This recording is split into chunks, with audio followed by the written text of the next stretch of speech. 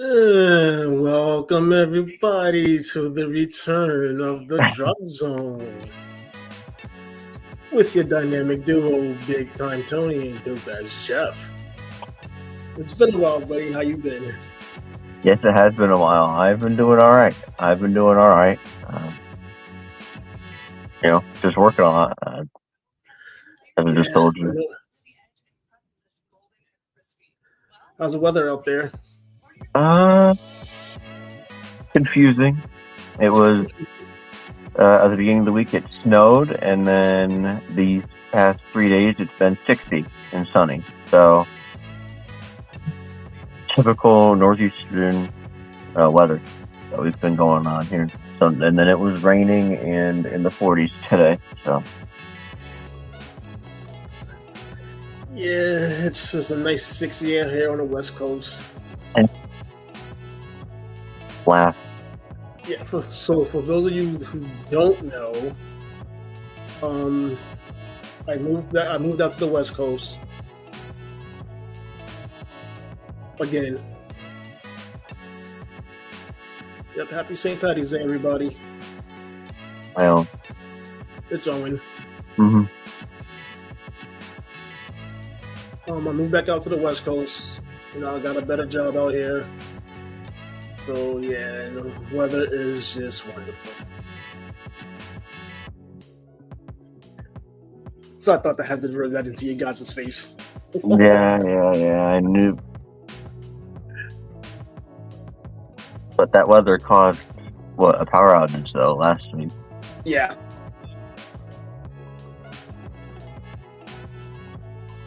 Only downfall, but... Only downfall. But we're back. Better than ever.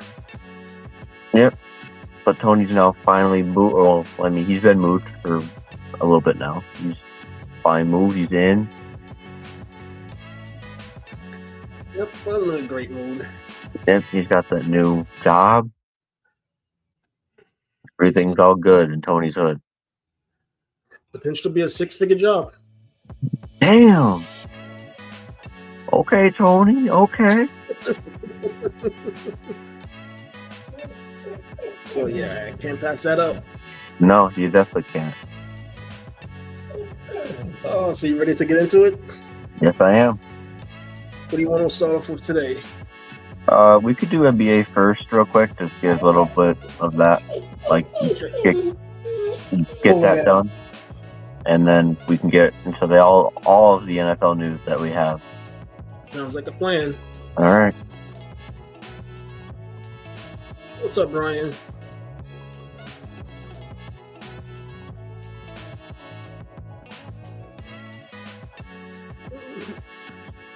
Well, you created the run sheet for this week, so I'm gonna let you take control of this one. Okay. Some injuries and just other news. Trae Young is unfortunately out another month with a torn radial collateral ligament in the fifth finger of his left hand. That's a big loss for the Hawks right now, especially trying to get into that play-in game, never mind the playoff.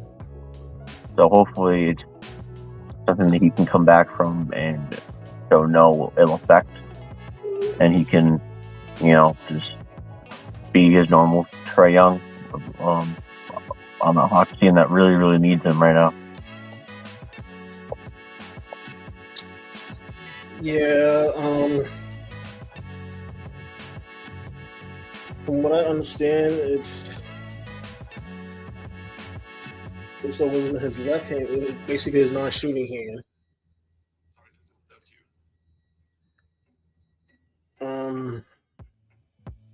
I don't see why. I mean, I guess they could wrap and put a spin on it if he really wanted to come back and play. It's probably smart that he does take the time to let it heal, because that could be something that could linger with him, especially if he gets hit the wrong way. It can make it worse.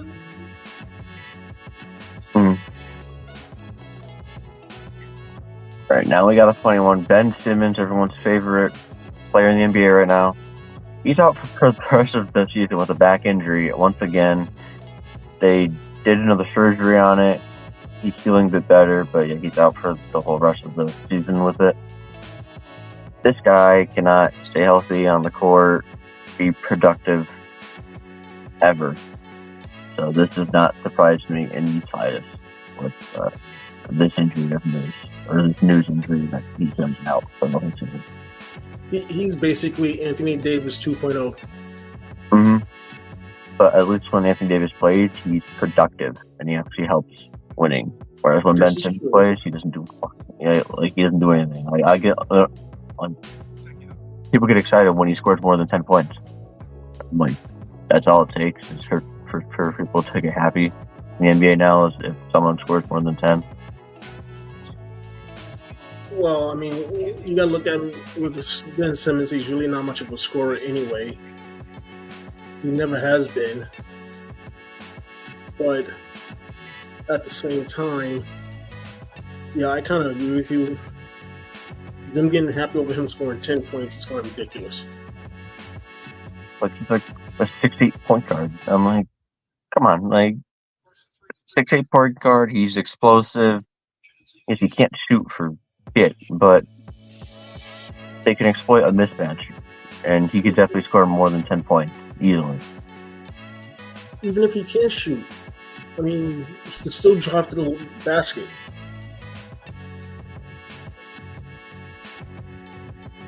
So, yeah, there's no excuse why he's not putting up 15, 20 points. Yeah, especially for still being young. It's not like he's old. He's still young. All right. This is a huge hit to Indiana. Pacers shooting guard Benedict Mathurin will undergo season-ending surgery to repair a torn labrum in his right shoulder. That's huge for them because they are still doing really, really well. Halliburton and Miles Turner, along with Siakam, are really, really doing well for that team. But Mathurin, he was on actually a good stretch of games for them, doing well and producing at a high level.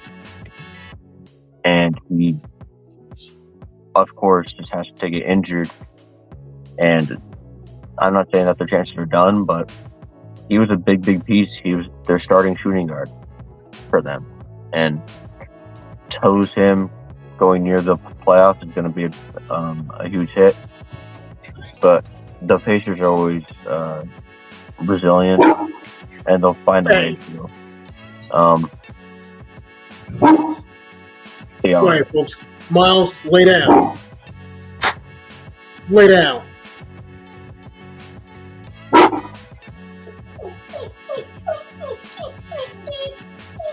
Sorry about that, Jeff. What was you saying? Go lay down. You're good. Just the joys of having a pet. It's all right. I get it. So you're fine.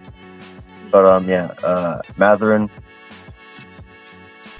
Unfortunately, he comes back next season and is just the same because he can dunk, shoot, get to the rim, mid-range. Like he can do a lot for that team, especially with the Halliburton and all those other weapons out there. Yeah, that's going to be a huge loss. As young as that team is, and the fact that that team was actually playing very well together, it's going to come up big. Do I see them falling off too far? No. They'll still make the playoffs. Are they going to go deep in the playoffs? Not without a full healthy squad. They're not going to go that deep, but I mean, you just got to rehab and come back strong for next year.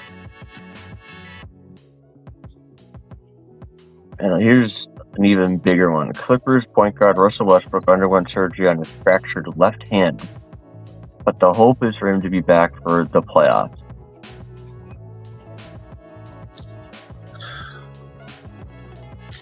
I don't see that as that big of a deal, considering how stacked that team is. Because you still got, James Harden, you still got Paul George, and you still got Kawhi. So The only difference is that Russell was leading the second unit. So that does hurt it a little bit, but I mean, it's not going to be too much of a damage for him. Well, the three names that you said, Kawhi, we got to worry about injuries with him. Paul George, we got to worry about injuries with him. And staying consistent in the playoffs and down the stretch in the regular season now. And along with James Harden, he's got to stay consistent for that Clippers team. But yeah, I do hear you.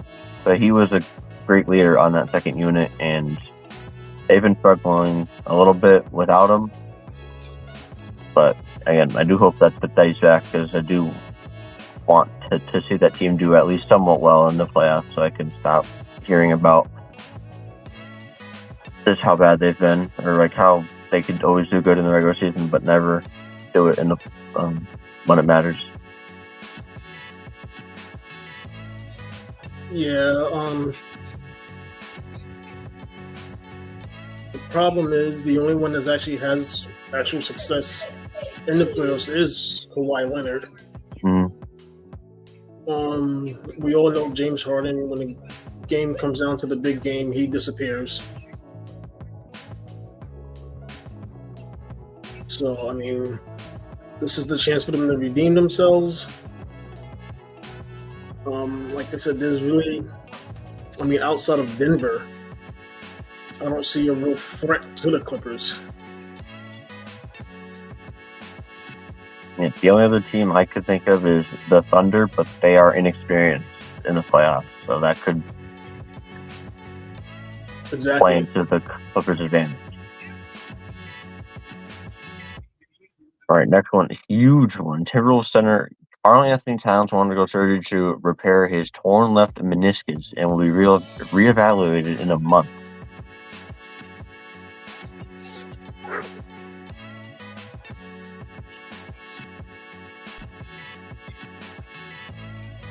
I mean, they're still winning since he's been injured, which is impressive that they've been able to do that. Anthony Edwards is a huge key of to why, and Gobert is doing well as well. But Karl-Anthony Towns, he spreads the floor out for them offensively with how he can shoot as a big man. Yeah, I agree. So they better hope he's back from playoff time, because if he's not, I mean, they might make second round, but I don't think they're going to get by any of these other teams that are going to make it without Karl-Anthony Towns.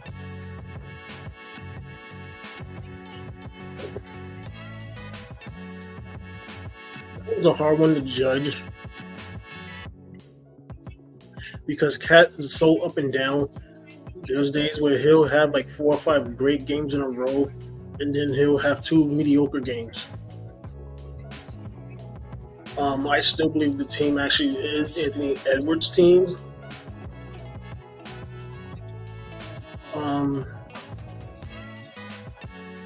Rudy Gobert is, you know, he's a great complimentary piece, but he's not somebody you can rely on. Especially if he has to go against Draymond Green, he might get choked out again. But yeah, I mean, losing Cat will hurt them. Let's hope he doesn't need surgery. He underwent surgery on his meniscus already. So, and they're going to look at him again in a month, see how he goes, or see how it went, see if he's going to be able to play. I mean, I understand it hurts their chances in the playoffs, but with that kind of injury, I would have just summed down. Because if he does come back and he injures it again, it could be even worse. Exactly.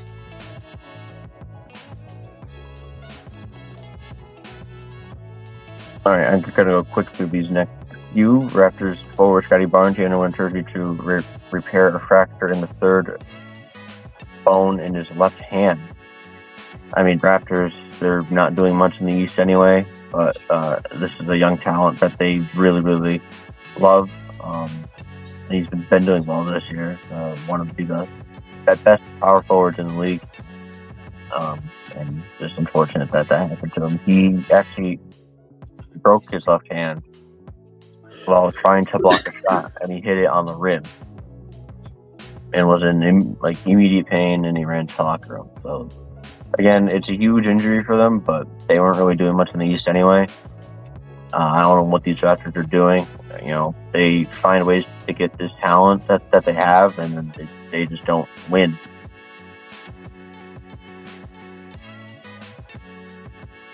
Yeah, that sounds about right. Mm-hmm. Magic head coach Jamal Mosley, he agreed to a 4-year contract extension to take him through 2027-2028 season. This is well deserved, if you ask me.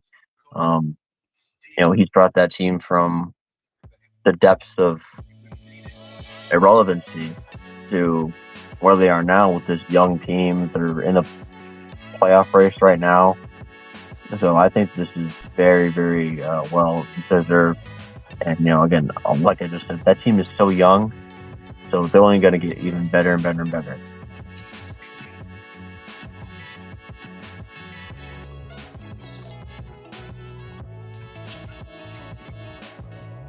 Really, people?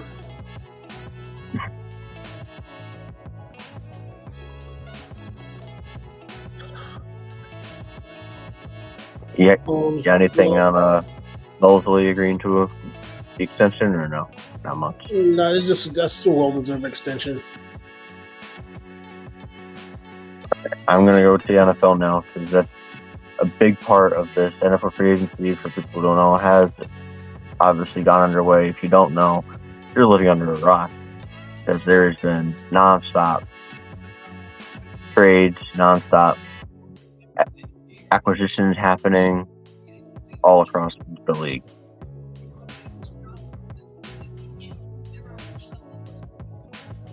All right, so let's get the big retirement out the way. Mm-hmm. First, it's going to be retirement / releases. I'm not going to go through all of the releases, only the ones that are kind of notable. This is recent, within the past 2 days. Los Angeles Rams defensive tackle Aaron Donald has announced his retirement from the NFL. All the QBs and offensive linemen can rejoice now. They can, because he is no longer out on the field. Yeah, they can finally relax and breathe a little bit. It's gonna be sad to see him go, but I mean, there's really not much more he could accomplish. I mean, he already has a Super Bowl title, Defensive Player of the Year numerous times. I mean, there's really not much. I mean, he's a guaranteed first ballot Hall of Famer. Mm-hmm. So I mean, there's not much more he can accomplish. I'm gonna miss the sheer dominance that he just, he would get double teamed and just run right through it and either sack him or disrupt the play. It wouldn't matter what defenses tried to do to stop him. Offenses tried to do to stop him. He got wherever and whenever he wanted to. He got there. Yeah. Like I said, it's going to be the Rams is going to be hurting for a while, especially on defense. It might be okay offensively, but defensively, yeah, that's a big hole to fill. Yeah. That's a massive hole to fill. Massive. All right, these next two are from Philly. Their center, Jason Kelce, he announced his retirement a month ago now or so, but we haven't been on in a little bit. That one's sad because just what he's brought to the offensive line, and just what attitude he's brought to Philadelphia. You know, he's been so loyal. He's one of the best centers to ever do it, in my opinion. Just what he's brought to that franchise over all those years there. So it is sad to see him go, and you know, you hope that they bring in people to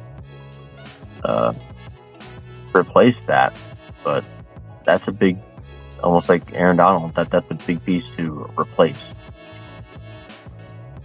Yeah, he was the glue of the offensive line in Philadelphia. The fact that with everything that's been going on in Philly, with a lot of changing, yeah, that team is going to struggle. You're calling it that they're going to struggle? Mm-hmm.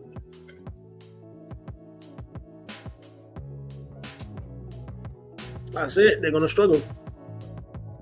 One of the few people, because everyone else thinks that they're making these moves and it made them better. But they lose Jason Kelce, which is a leader in that locker room. Hurts doesn't seem like a very vocal leader, whereas Kelce was.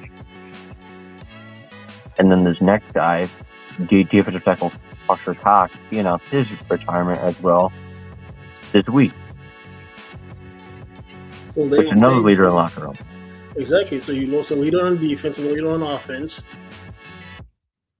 I mean, yeah, you picked up a good running back in Barkley, which we'll talk about in a little bit. But at the same time, like I said, now your offensive line is weakened because you no longer have Kelce there.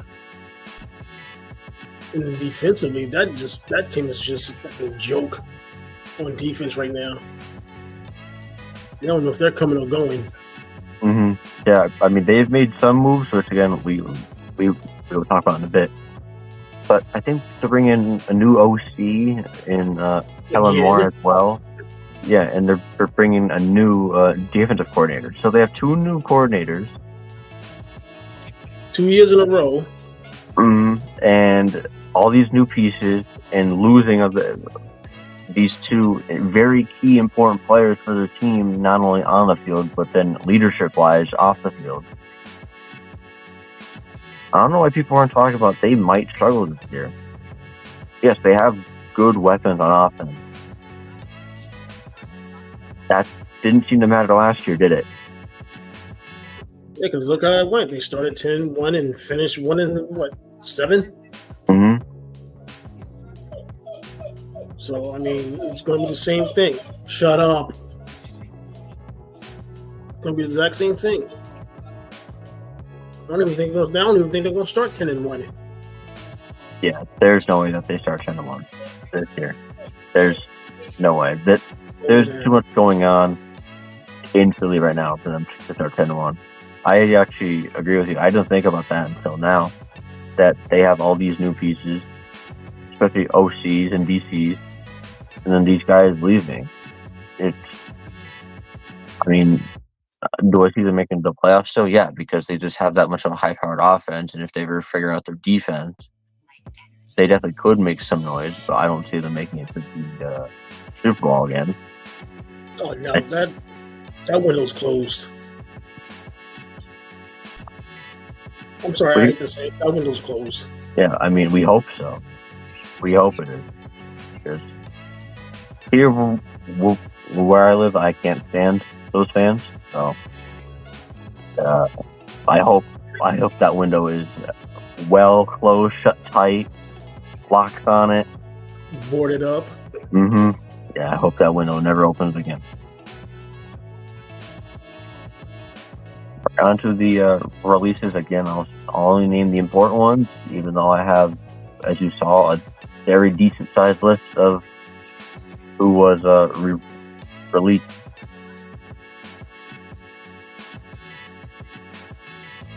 We got Denver QB Russell Wilson, we'll talk about in a bit. OBJ was released by the Ravens. Denver also released Justin Simmons, some safety. Washington had a few releases: left tackle Charles Leno, Nick Gage, their center, and tight end Logan Thomas.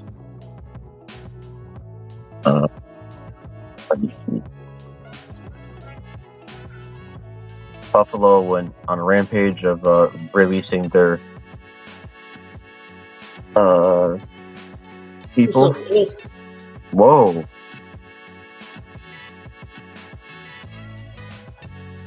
Yeah, no. I'll have to say no to that. I'm a Giants fan.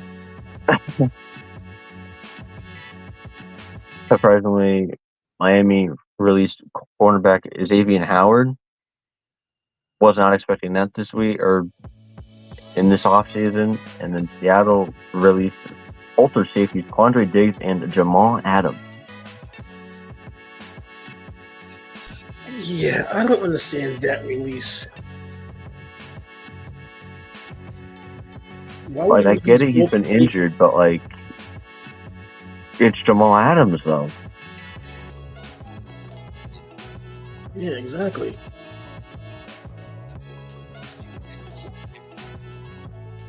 The final ones that are very interesting: Green Bay, 3 huge releases of running back Aaron Jones, left tackle David Bakhtiari, and the linebacker Devontae Campbell. The Chargers have released Mike Williams and Eric Hendricks. Las Vegas released Hunter Renfrow. Tampa Bay released outside linebacker Shaq Barrett. And New Orleans finally moves on from Michael Thomas. Took him long enough. I know.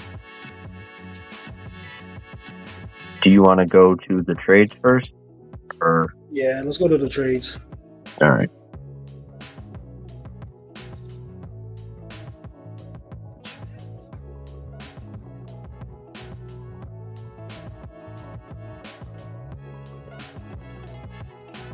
All right, ready? Yep. All right. So the first one that happened during the offseason is Denver traded wide receiver Jerry Jeudy to the Cleveland Browns for a 2024 4th and 6th round pick.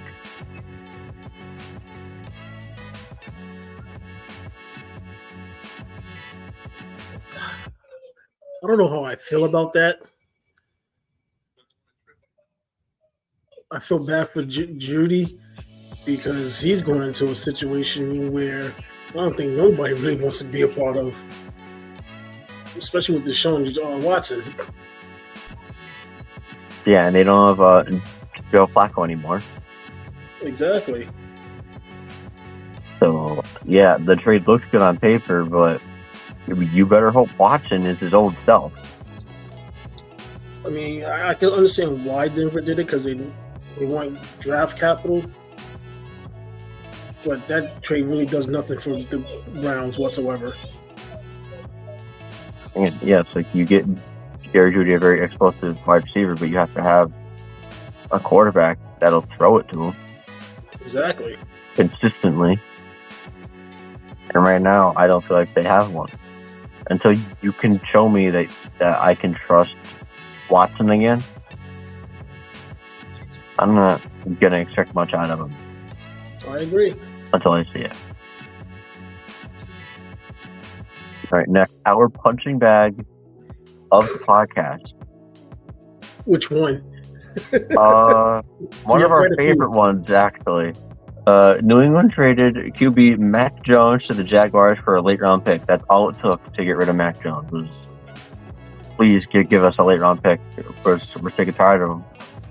But the punching bag Mac Jones has been shipped off to Jacksonville, where he's probably not going to play too much because of Trevor Lawrence. The only thing good about that trade is it gives the Jaguars a semblance of a backup quarterback. Someone that, have to come in for like a game or two, he'll be fine. Other than that, yeah, but then again, we never know. he might do well outside of Bill Belichick's system. Yeah, it definitely could be the system that he was in. We do not know. I mean, for all we know, he could turn into a decent quarterback. Mm-hmm. Sorry, I'm just going to turn off my alarms. Start up on you good, buddy. Because, the pleasures of working overnight. I forgot to turn that off. All right. Your New York Giants made a huge defensive trade in the offseason. Carolina traded defensive end Brian Burns to the New York Football Giants for a 2nd and 5th round pick.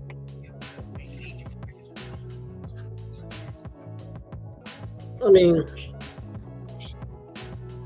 I like that they're still bulking up the defense. But, I mean, we still need offensive line help. What do you mean? We still need explosive wide receivers. We still need a quarterback. As Will said, they ain't dime. Come on. We basically need our offense. You let our offense walk to fucking Philly. So, I mean, like I said, I love the fact that they're building up the defense because to some degree it does make sense. But at the same time, you still need to be able to put points on the board. Yeah, there's two sides to the ball, guys. Offensively, especially with losing Saquon, your guys' wide receiver QB offensive line situation is a situation, that's for damn sure. Exactly. But we'll see what they can do in the draft. We will definitely see if they can get anything in the draft. It's going to be interesting. Yeah, all right. Next, Tampa Bay trades cornerback Carlton Davis and a 2024 6th-round pick and a 2025 6th-round pick to Lions for a 2024 3rd-round pick. But the Lions just got better. And I don't know if they even needed it. But they just got Carlton Davis from the Bucks for pretty much nothing. Just a 3rd-round pick for this year. And they get 2 picks in return along with Carlton Davis. So they basically just replace Charlie Garner. That's what they did. Mm-hmm. Yeah, and they got picks in return for it. Yeah. I mean, it's nothing really major. It was just... Yeah, just... Again, I think they got better. I don't know if they could, but they just did. Cincinnati, this was a shotgun. This was a bit confusing of a thing. They were going to release running back Joe Mixon, and they turned back on it, and they've actually traded him to the Houston Texans for the 2024 234th pick. So the Texans, everyone watch out for the Texans. So you already have a young, phenomenal quarterback. That defense is unbelievable. It's gotten even better. Exactly. The receiving staff has turned out to be better than what everybody expected. And now you actually giving him a running game.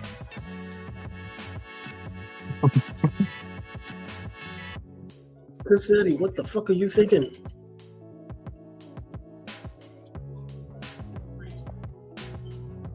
That's going to be really interesting. I think the nice thought was, well, we can get at least a pick for him. I feel like Joe Mixon's worth more than just a pick. Yeah, but the pick they got was 234th. That's like the 5th round. It's like a 5th or 6th round pick. Yeah, they could have gotten more. They definitely could have gotten more. So they gave him up for a bag of chips. Yeah, that has like 50% air in it. Yeah.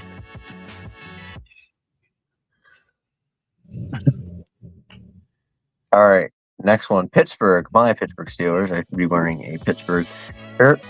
Oh well. They traded wide receiver Deontay Johnson and a 7th round pick to Carolina for cornerback Dante Jackson and a 6th round pick. I'm happy with this. You know, even though we've been making all these QB changes, I'm happy with it because of his lack of effort that has been shown on multiple occasions. He was not as bad, but he was turning into kind of like our newer version of the Antonio Brown. When he wasn't getting the ball, not getting his way, he was just not caring, not giving any effort, which is not good look on the team. And Mike Tomlin does not run like that. So we shipped him out. We got a cornerback, which I'm happy with. We can always use more of those on the defense because our defense loves to get torched in the secondary. So I'm happy with it.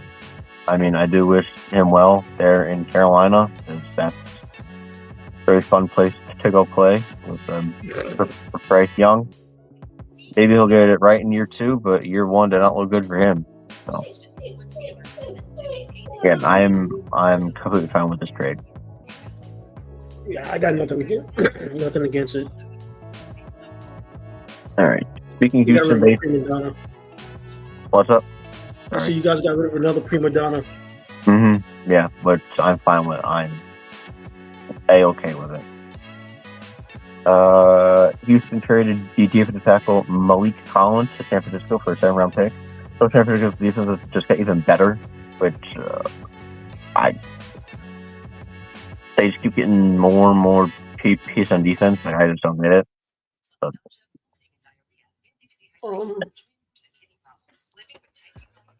for some reason, it seems like this year, I don't ever recall seeing this many trades in the offseason in football. no, and to me, they're not even fair all the way. They're just getting rid of players just for picks. They're like, yeah, we don't want them anymore. This is ridiculous. And there's even more. I mean, you saw, and I've had to add to you. Yeah, I know.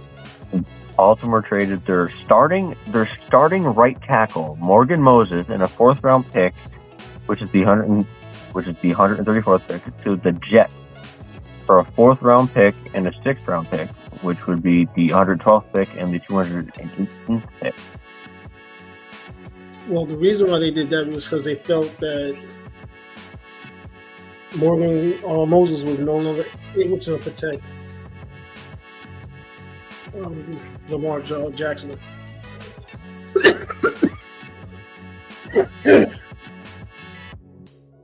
They felt he's basically was getting too old.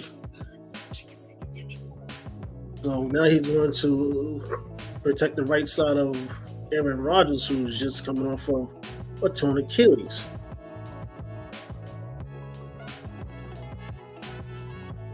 Yeah.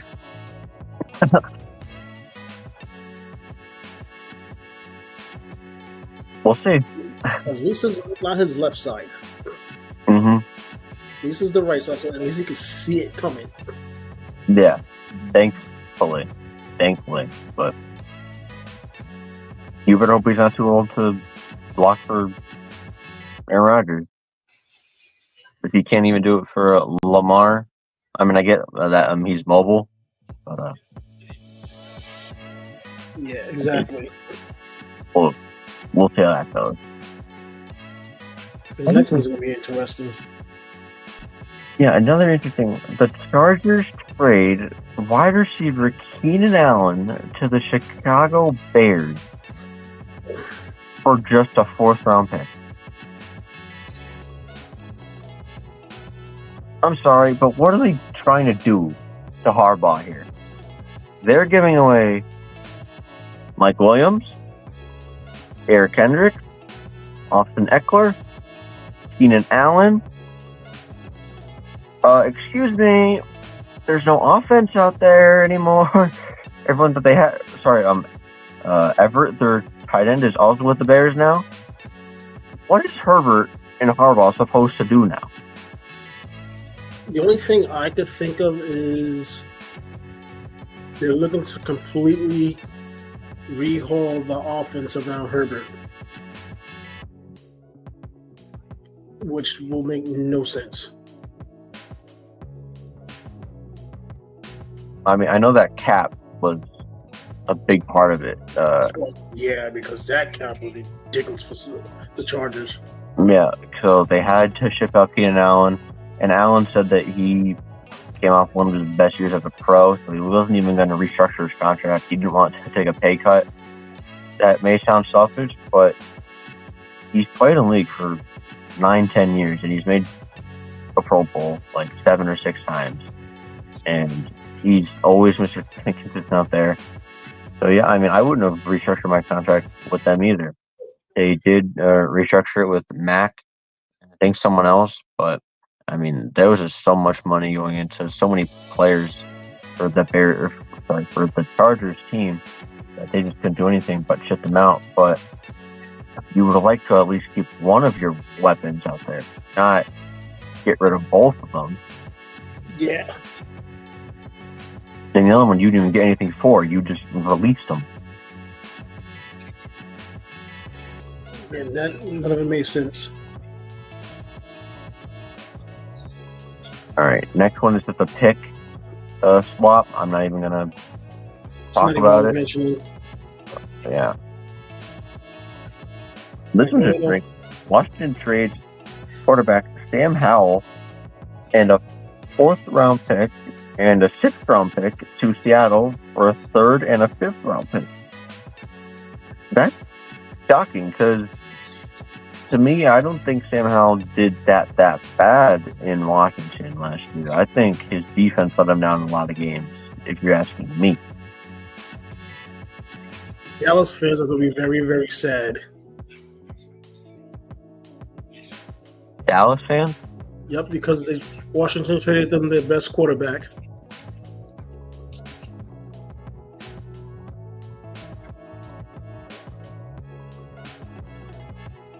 Because Sam Howell was notorious for throwing to Cowboys. Mm-hmm. So, yeah, Dallas is going to lose their best quarterback. Dallas is a mess right now. I mean, they've made almost no moves, which is very, very funny, which we'll talk about in a little bit. I think they made one move. I think it was Eric Kendricks. That's all I've gotten so far. He basically told the 49ers, no, I'm going to go to Dallas. Which You doesn't... idiot. Yeah. Arizona traded Rondell Moore to the Atlanta Falcons for QB Desmond Ridder. Another one of the punching bags that we have. Okay, Arizona, I mean, your team's a shit show anyway. I guess give Kirk Cousins something to throw to now. Well, I mean... Or like something else to throw through. I'm not saying that the Falcons don't have anything, but another weapon for him to utilize. Yeah, it's...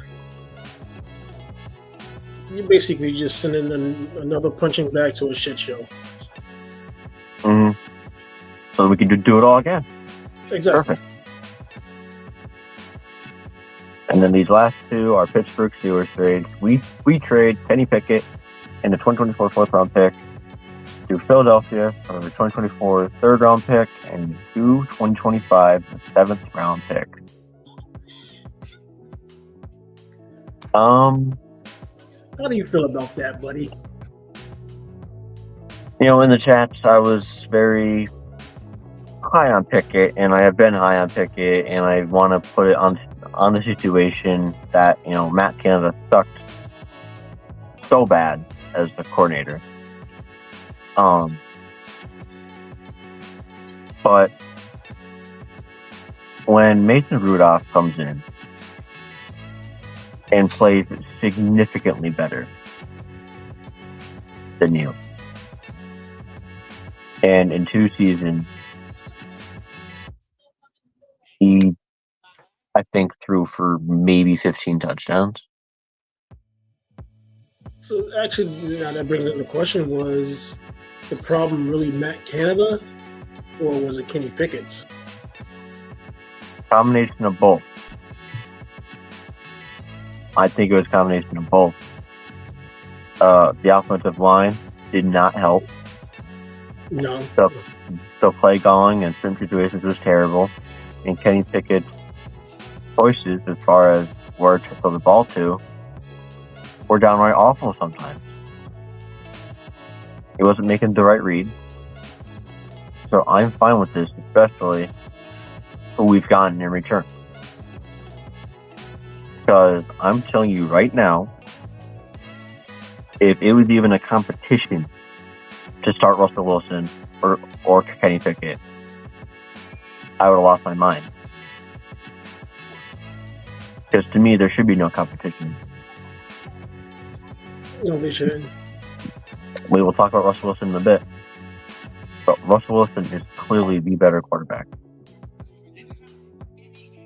Between Pickett, yeah. Yeah. Now, with the next pick that trade that happened, now that's a different story. Yes, we trade for Chicago Bears quarterback Justin Fields for just one 2025 6th-round pick, which is a conditional pick that could turn into a 4th-round pick.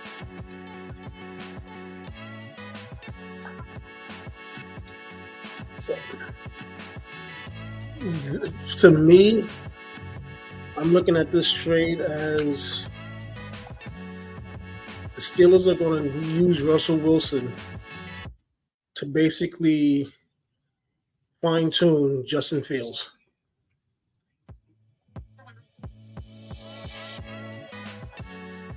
That's how I see it. I actually see Justin Fields starting probably like halfway through the season.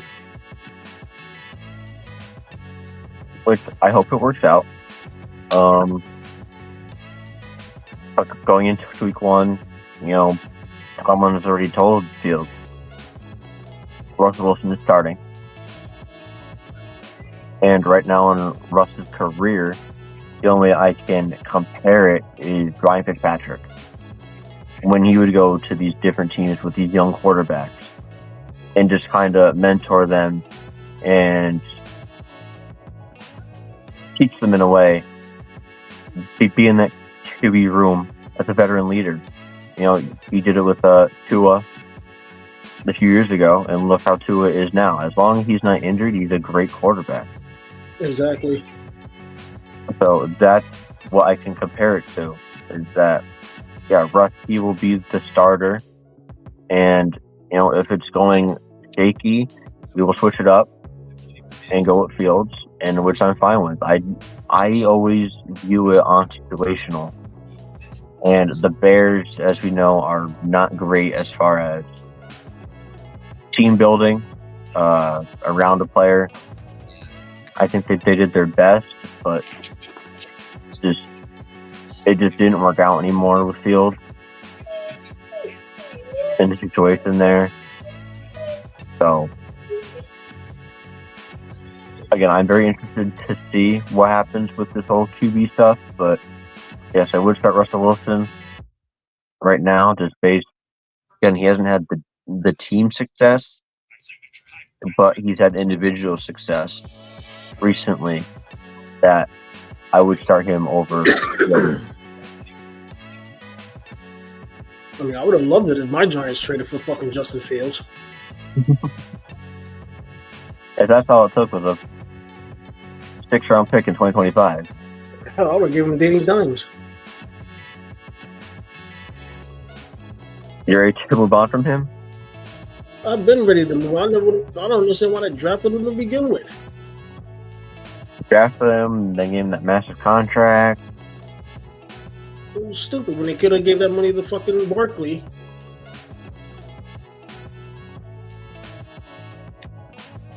All right. How would you like to do these signings?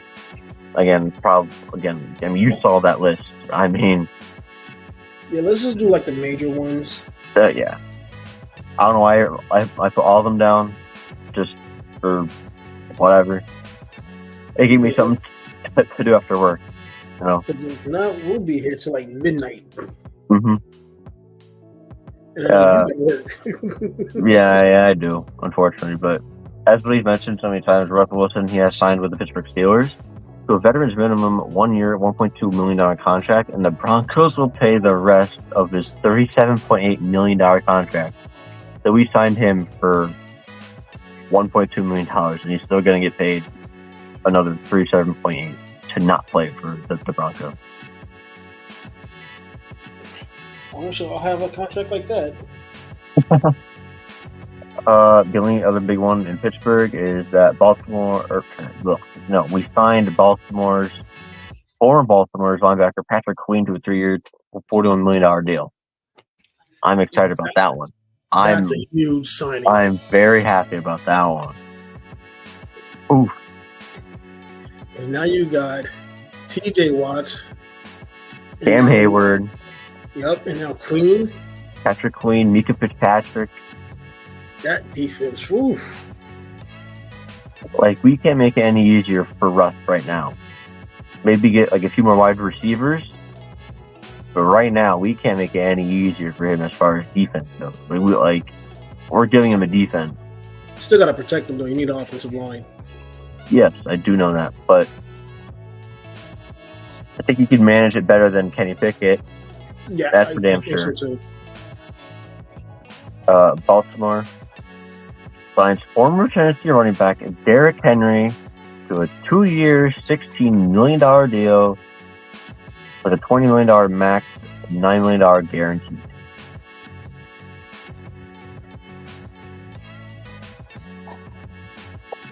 Oh boy, oh boy, oh boy.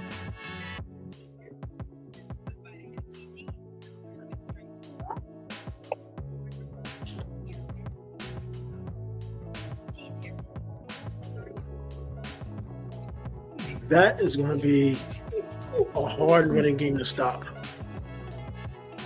Between Lamar and Derrick Henry?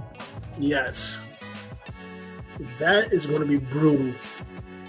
Yeah, the run pass option is going to be disgusting to try and defend.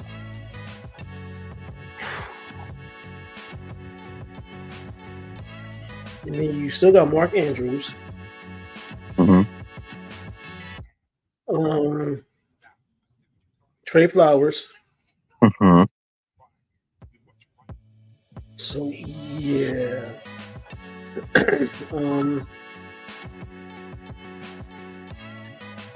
I could see a resurgence in Derrick Henry's career for at least the next 2 years. Yeah, he can help him out so much as far as that running game goes. I mean, they can't do nothing about their running backs just getting injured last year. You know, they could not have a healthy one all last year. But yeah, now, since you said that, if Henry gets injured, then that team is just cursed with running back injuries. Mm-hmm. Oh yeah, absolutely. There's no doubt. And if I was a running back, I would stay clear of Baltimore. Yeah, like especially if Henry gets injured, nope. I'm not signing there. Absolutely Exactly. Nope. You better be paying me a big bag to go there. I don't know. Because now you're getting a healthy King Henry without offensive line, those receivers, and Lamar Jackson. Yeah. I could see at least an easy 1,600 yards from King Henry.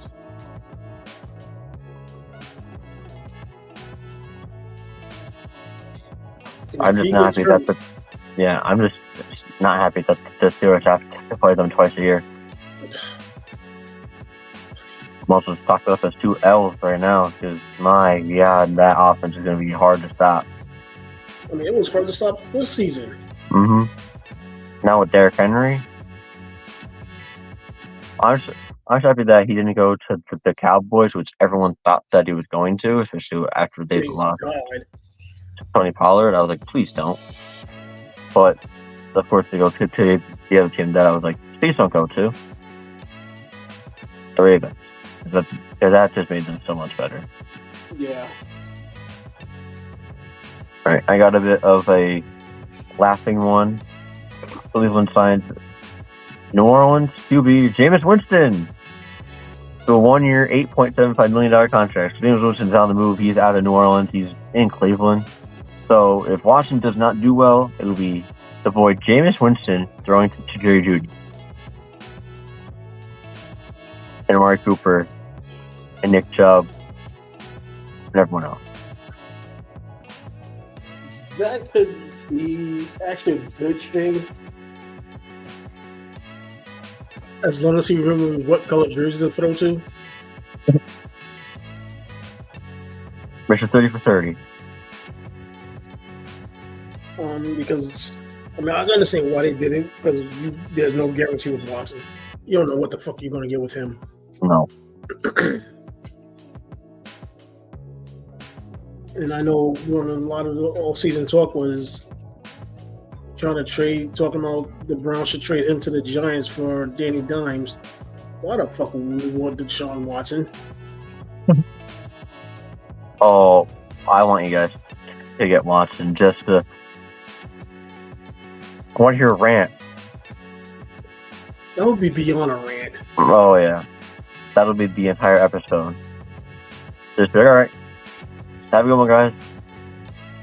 That would be a Roger Goodell type collusion rant. Because I would think that fucker would be involved in it.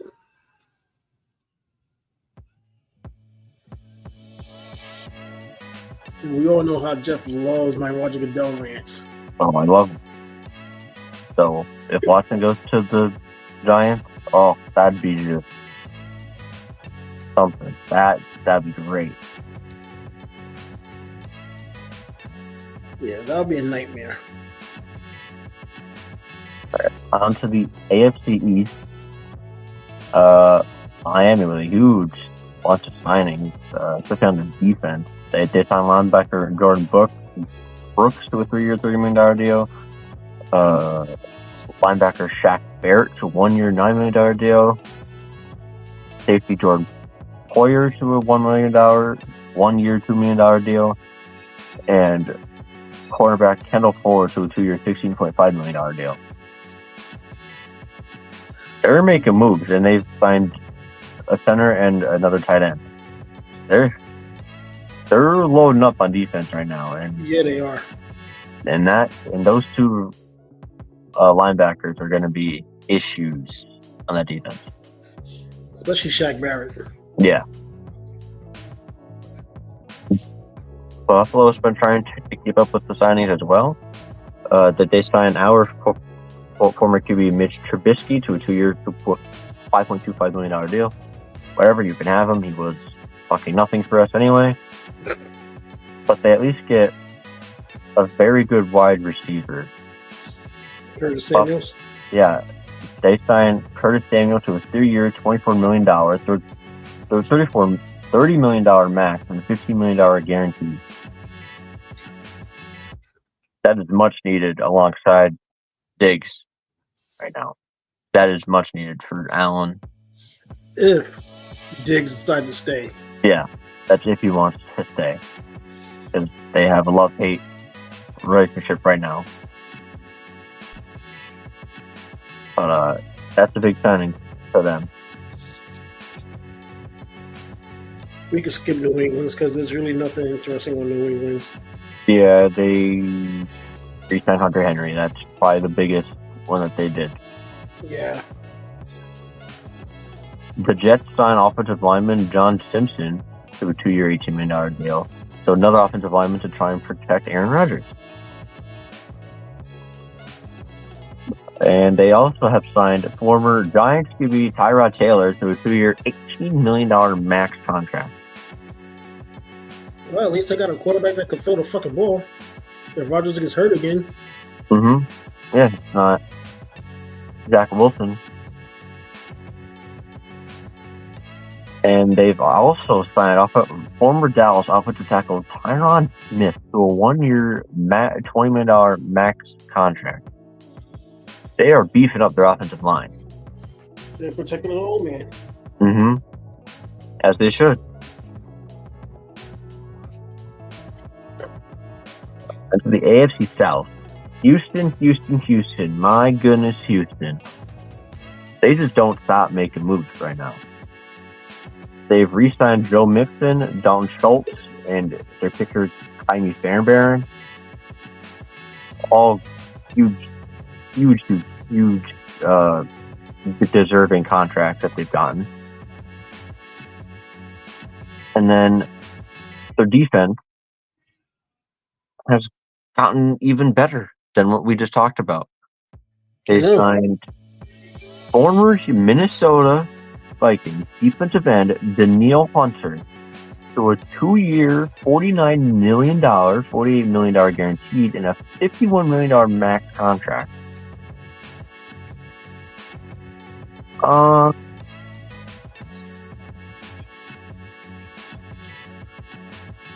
That team has been winning the division for a while.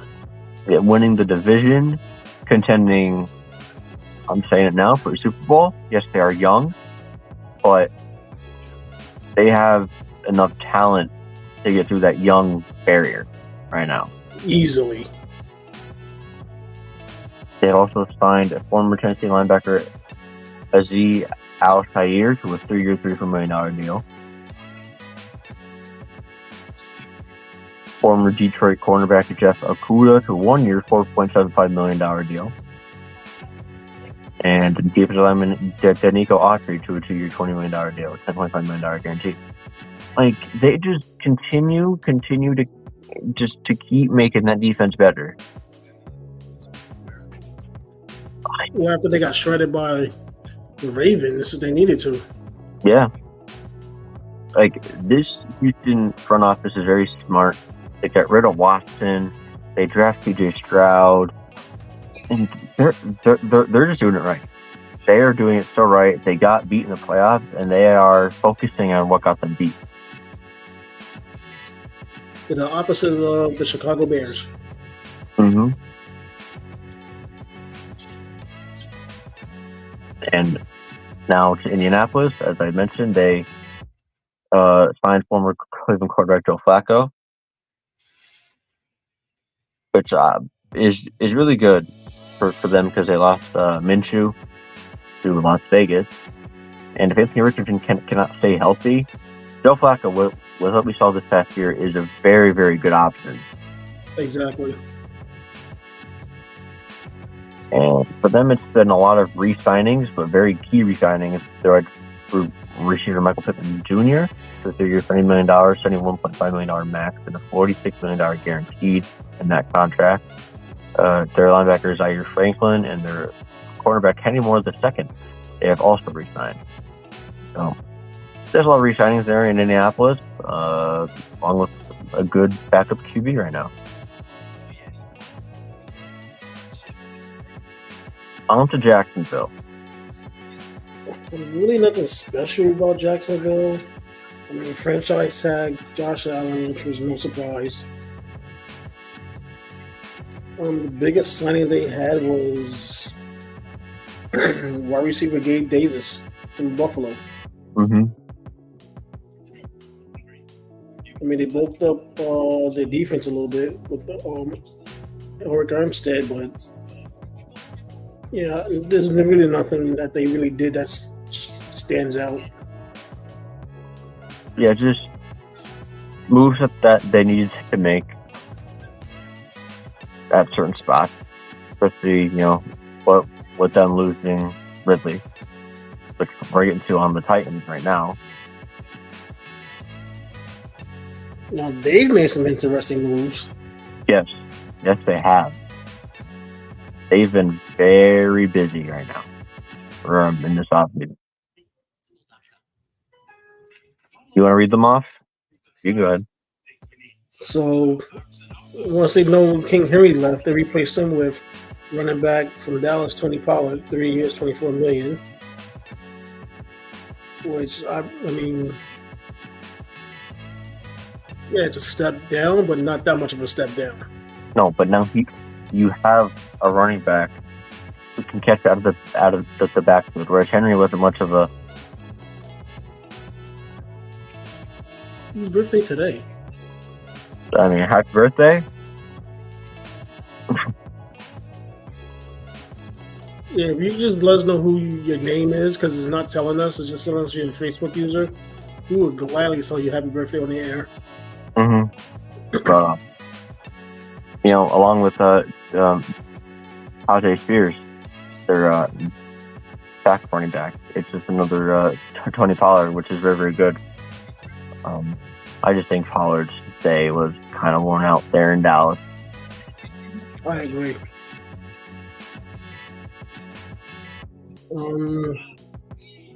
They also signed former. Oh, it's Jeremiah. Happy birthday, Jeremiah.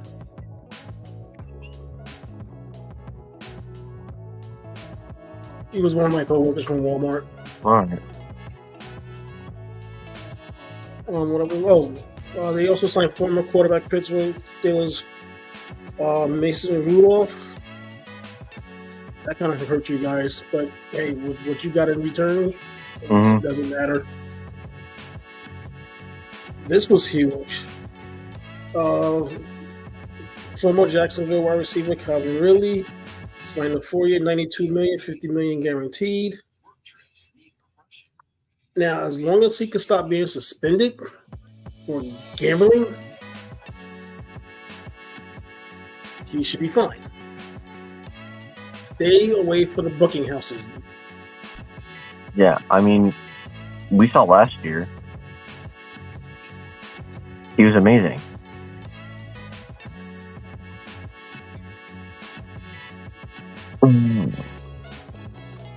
But like, to get what? That's like, you guys have. Yeah, that depends on what they're trying to get. So much right now. I mean, you could try and bulk up your secondary a bit more. But other than that, I mean, yeah, they're looking good. I mean, maybe wide receiver, another one, but yeah, it depends what you want them to get as well. Are you ready to go to AFC West? Yeah.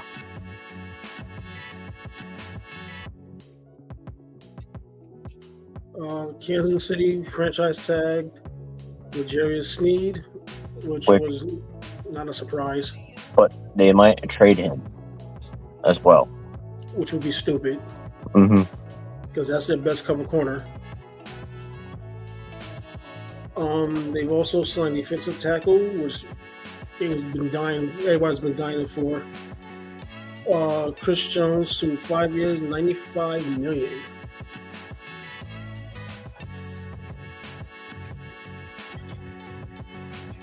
Yeah, we said they need to beef up their corners. The secondary could use some beefing up. Yeah, I mean, if it's not going to give up too much to move up in the draft, then definitely I think they should. But if they feel like they can wait and, that guy will drop down to them, then there's almost no point in them to move up and trade.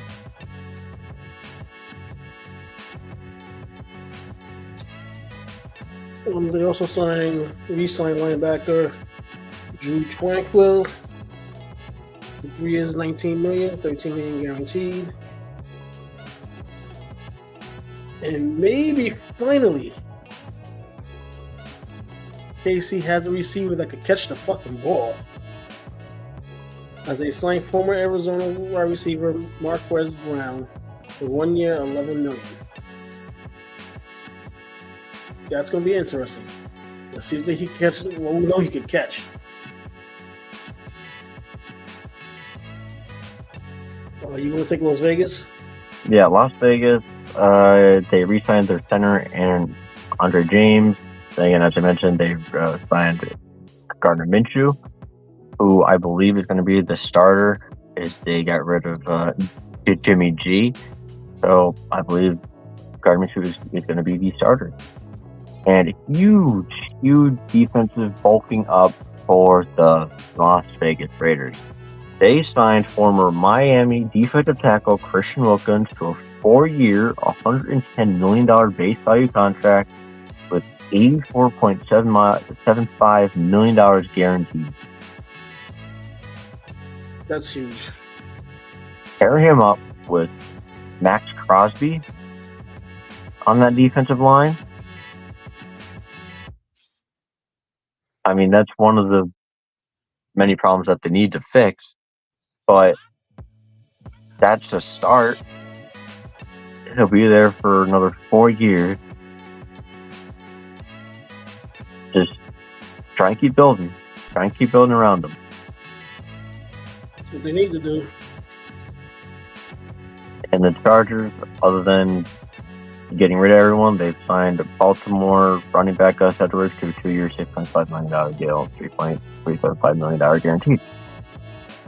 All right, I will let you all chime in here and there, but this is your division. Yes, I call it your division because your Giants is on it. So the only major thing with Washington was they signed former Dallas center Tyler Valdez to a 3-year, $30 million. They signed former KC guard Nick I'm not even going to try to pronounce his last name. 9.02 million guaranteed. And they got rid of Sam Howell and replaced him with former Eagles QB Marcus Mariota for 1 year, $16 million base and a $10 million max. They've also added former Chargers running back Austin Eckler for 2 years, $11.43 million. They signed old ass Zach Ertz. This motherfucker never seems to fucking. He doesn't go away. No. As well as former Cowboy defensive end Dorrance Armstrong, 3 years, $45 million max. Now this is a little bit interesting that they did sign former Seahawks linebacker great Bobby Wagner for 1 year, $8.5 million, $8.5 million max, $6 million guaranteed. That one is interesting because that defense was god awful last year. And they also signed former Carolina linebacker Frankie Louvu to 3 years, $36 million max. And they signed kicker Brandon McManus to a 1 year, $3.6 million. Now we're moving on to my New York Giants. We've signed former Las Vegas Raiders offensive lineman Jermaine Eluemunor for 2 years, $14 million. After allowing the Eagles to sign Saquon Barkley, we turn around and sign former Houston running back Devin Singletary to a 3 year, $16.5 million, $19.5 million max. Now, the biggest signing came from my Giants, who signed Brian Burns, which we already discussed, to a 5 year, $150 million max, $87.5 million guaranteed. Are you happy with the contract? Because I know that you're happy that they're beefing up the defense, but that's a huge contract, and to have $87.5 million guaranteed into someone. Yeah, I mean, if he pays off, great. If it doesn't, then you got to look at the front office. Is like, why are you spending money on guys that you're just paying for their name? Mm-hmm. And now we go to those lovely Eagles. They re-signed guard Landon Dickerson to a 4-year, $84 million base, $87 million max, $50 million guaranteed, $20 million signing bonus. He's the highest paid guard in the NFL history at $21 million per year. Yeah, well, when I read it and typed that down, I was like, no way, like, in history. But, I mean, yeah, $21 million per year for a guard. That's a lot of money. Yes, that is. They also re-signed defensive end Brandon Graham for 1 year. I couldn't find a money amount, so I just popped up with 1 year. And this one kind of stings a little. Let me compose myself for a second. Give me a second. I'm fine letting you read it.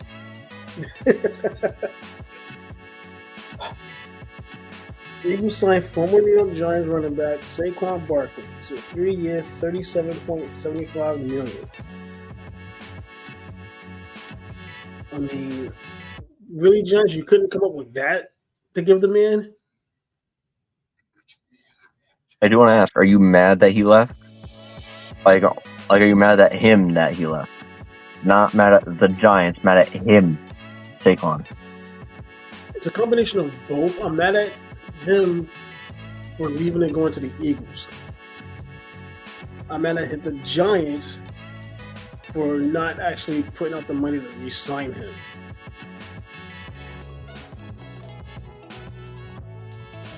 Because that basically tells us that you're going to rely on Danny Dimes, and Lord knows you.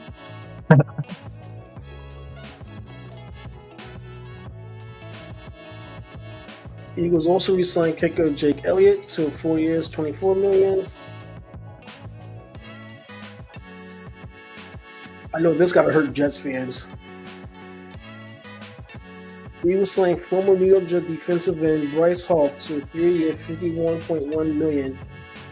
Highest paid non-quarter QB undrafted free agent in NFL history. What is with these idiots?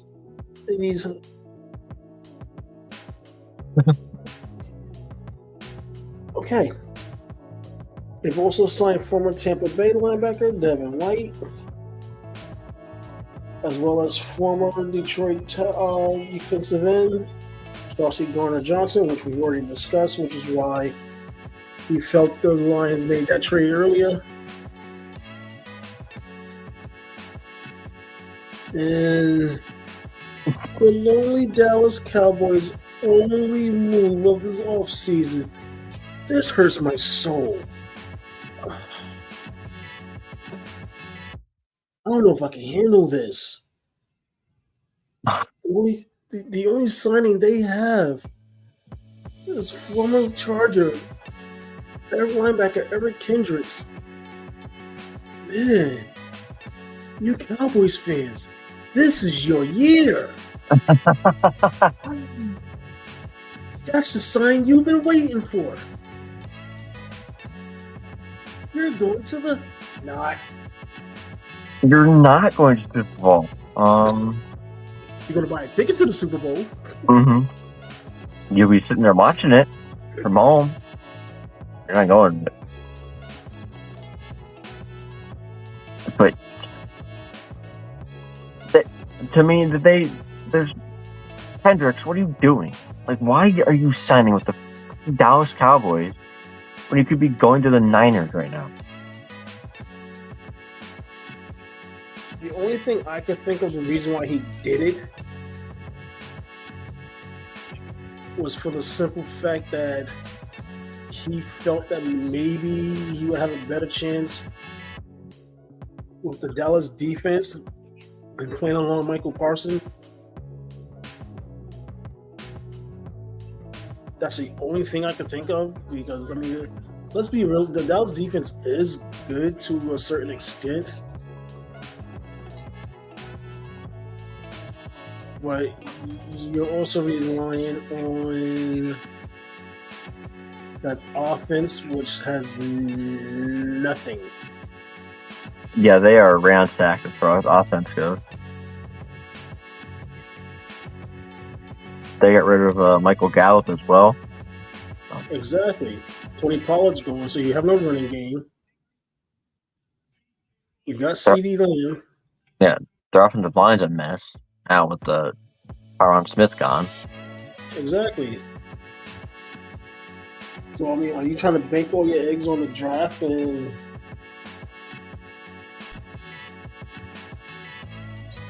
I have no idea.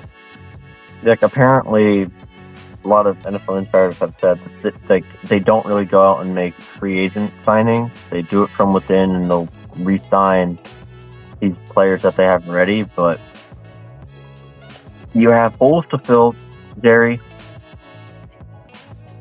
everywhere on offense right now.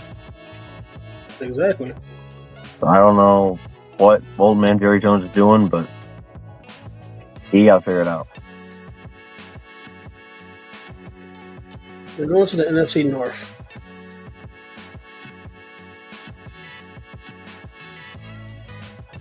All right. Green Bay re-signed cornerback Keyshawn Nixon to a 3-year, $18 million big contract, $19.2 million max. This was surprising. Green Bay signs former Las Vegas Raiders running back Josh Jacobs to 4 years, $48 million, $12.5 million guaranteed. Yeah, I didn't expect that. No. But to me, it's a younger Aaron Jones. Yes. Younger, a bit more closer to Aaron Jones. That's what they just signed. Oh, and this one's got to hurt your soul there, Tony. They signed former New York Giants safety Xavier McKinney to a 4-year, $68 million deal. It hurts, but not as much as the Barkley signing. Yeah, because we lost one of our defensive captains, but I mean, I'd rather not lose either one of them. But if I had to choose, I'd rather have it than McKinney instead of losing both of them. Mm-hmm. And then you got Minnesota. How did this guy keep getting a fucking job? Minnesota signs former 49ers QB Sam Darnold to a 1-year, $10 million contract.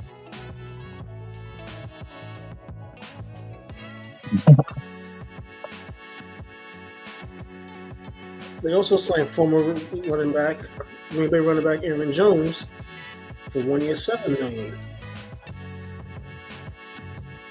As well as former Vegas defensive tackle Jerry Tillery to 1 year, $3.75.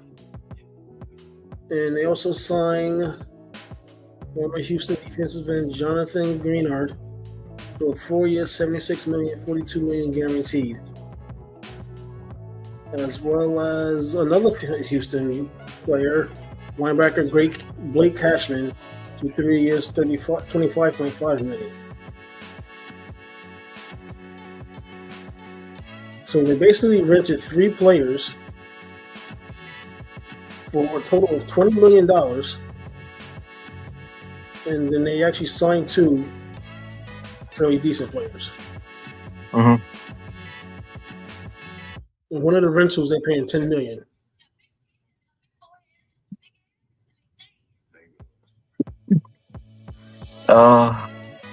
Do you think? All right. Well, I mean, I've got them while we're on Minnesota.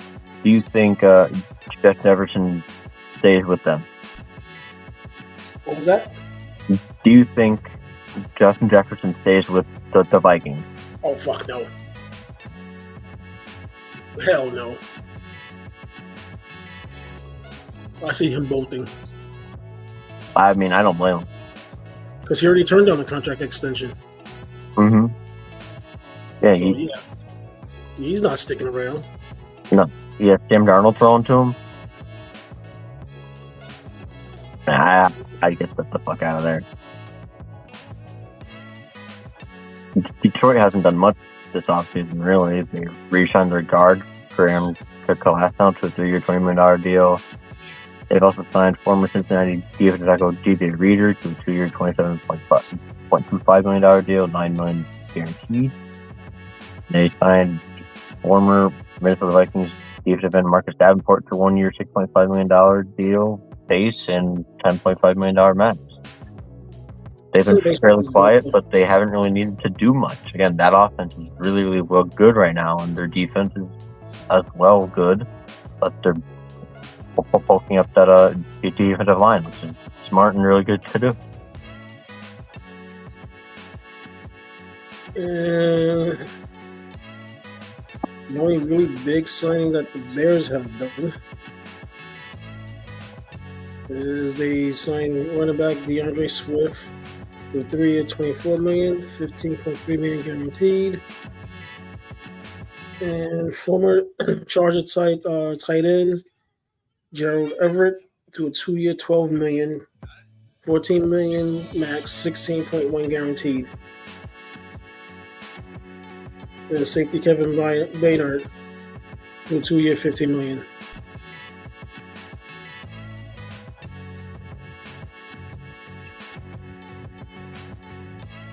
All right, NFC South, the big one that kind of shocked everyone, but didn't really. The writing was on the wall for a while.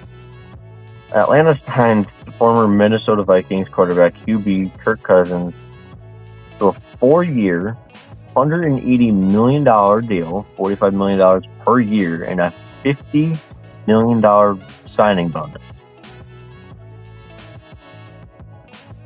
To someone who tore his Achilles last year and is still injured.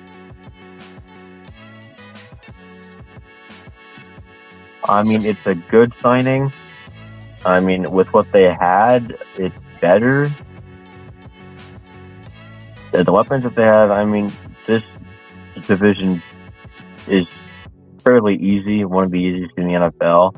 So, I mean, yeah, they're going to win the division, or possibly. But, I mean, if they make the playoffs or a first-round exit, sorry. That also depends on how healthy Kirk Cousins come back. Mm-hmm.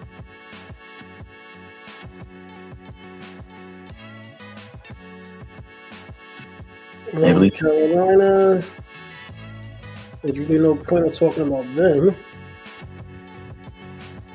I mean, they made some nice signings. The biggest one was former Miami guard Robert Hunt to a 5 years, $100 million, $26.5 million signing bonus.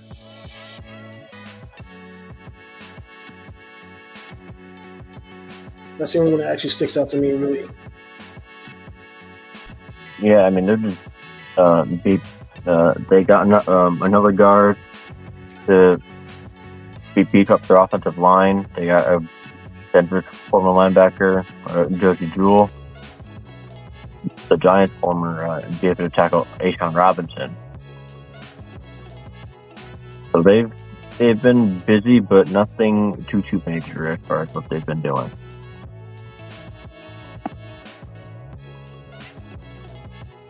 The Saints pretty much been quiet. They re-signed safety Tyrann Mathieu to 2 years, $13 million, and they signed linebacker Will Gay for 1 year for $5 million. And now I'll let you do Tampa Bay. Tampa Bay has 4 re-signings, and they're all very much well-deserved. They re-signed my guy, QB Baker Mayfield, to his 3-year, $100 million contract, $50 million guaranteed. He's revived his career since being in Cleveland. That is a prime example of situation problem, and I don't think it's player problem. So, totally guaranteed, totally deserved for Baker Mayfield. Hopefully, his career keeps going up and doesn't, he gets his contract and it goes down again. That's what we hope. They've also re-signed wide receiver Mike Evans to a 2-year, $52 million deal. That was key for them. I mean, if they weren't able to re-sign Mike Evans, I don't know what they were going to do. Because he's one of the best in the league. What he does, he's reliable. He's out there a lot of the time. And he just catches passes that are thrown to him.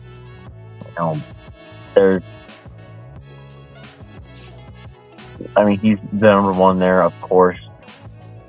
And that was a key re-signing for them if they want to be successful and possibly make the playoffs this year again.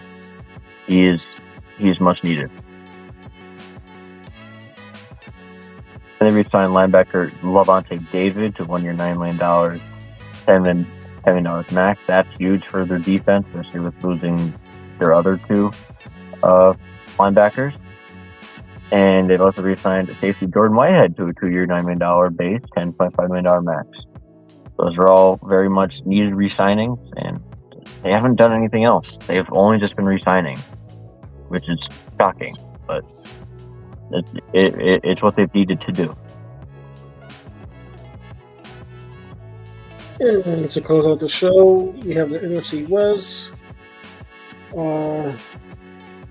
San Fran basically just bulked up their defense even more by signing former Cleveland defensive tackle Jordan Elliott to a 2-year, $10 million, as well as former Green Bay linebacker Devondre Campbell to 1 year, and former Rams linebacker Leonard Floyd, 2 years, $20 million, 24 max, $12 million guaranteed. That defense is. Now I think I see why Eric went to Dallas. Mm-hmm. Yeah, where's he gonna go? Exactly. Seattle resigns tight end Noah Fant to a 2-year, $21 million, as well as defensive tackle Leonard Williams to 3 years, $64.5 million. And they signed former Miami linebacker Jerome Baker to 1 year, $7 million.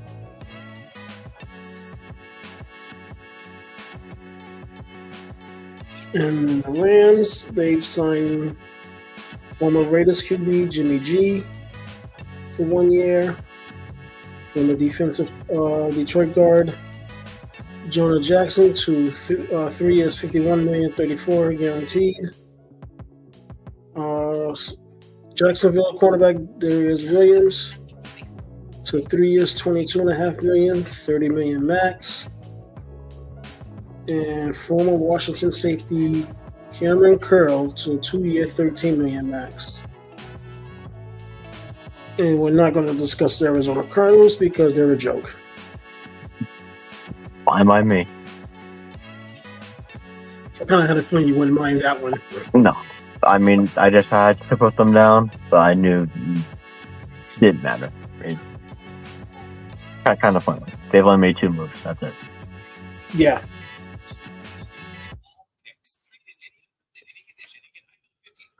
So, that's pretty much it for the night. Once again, we are back. I know you guys missed some of us. It's been a while. So, yep.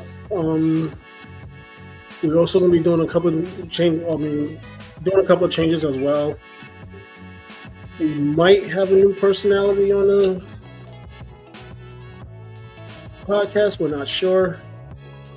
We're still in, negotiations with that. But other than that, for Big Time Tony, Dope as Jeff, we want to say we're glad to be back. See everybody next week. See you guys.